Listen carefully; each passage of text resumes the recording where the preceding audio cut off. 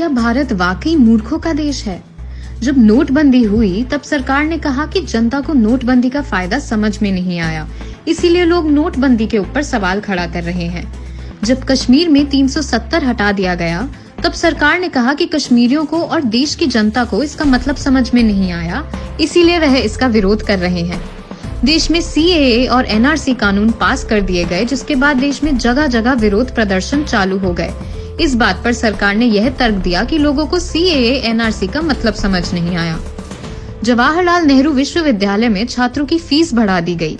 इस बात के लिए छात्र ने जब विरोध प्रदर्शन किया तो सरकार ने यह तर्क दिया कि छात्रों को भड़काया जा रहा है, उन्हें चीजें समझ में नहीं आ रही। देश की अर्थव्यवस्था आज नेगेटिव में है। लोग जब इस बात के ऊपर सरकार से सवाल करते हैं तो सरकार यह तर्क देती है कि यह एक्ट ऑफ गॉड है।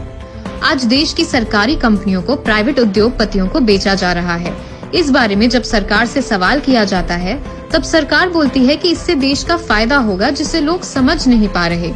और आज जब किसान कृषि बिल को लेकर विरोध प्रदर्शन कर रहा है तब सरकार यह तर्क देती है कि किसानों को कृषि बिल समझ में नहीं आया, इसीलिए वह विरोध प्रदर्शन कर रहे हैं। अरे साहब, एक सवाल देश की जनता आपसे पूछती है, अगर देश की जनता को चीजें समझ में नहीं आ रही तो क्या देश की जनता बेवकूफ है? और आप इतने समझदार हैं कि आपको सारी चीजें समझ में आ गई। क्या भारत वाकई मूर्खों का देश है?